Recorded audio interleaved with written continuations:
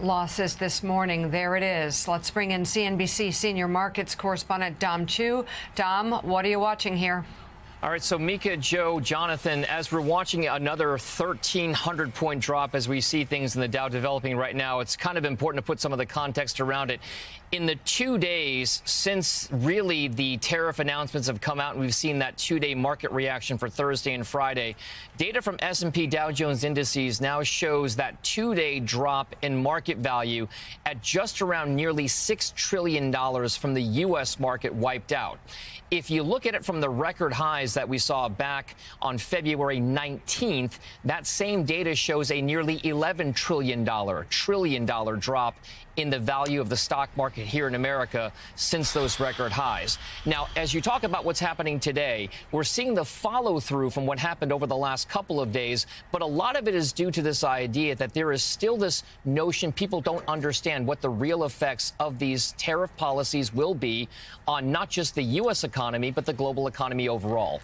That macro concern and that uncertainty is at least triggering some investors and some traders to rethink the assumptions behind what they think companies are actually worth. For that reason, you've seen a number of analysts and economists across Wall Street start to ratchet up their expectations for the odds of a recession. Of course, in a recessionary environment, when the economy is slowing down or actually shrinking in some cases, you have a scenario where the value of companies, the value of the economy goes down. If that is the case, then markets go down with them.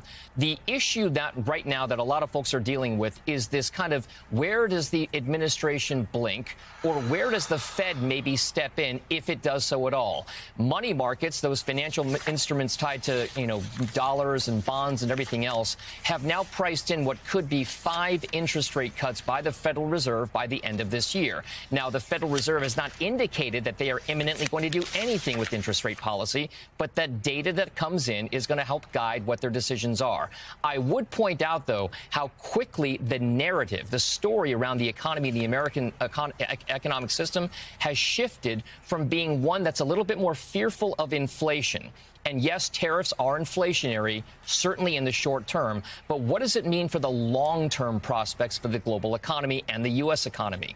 Right now, 10-year U.S. government bonds are trading with a yield of 4%.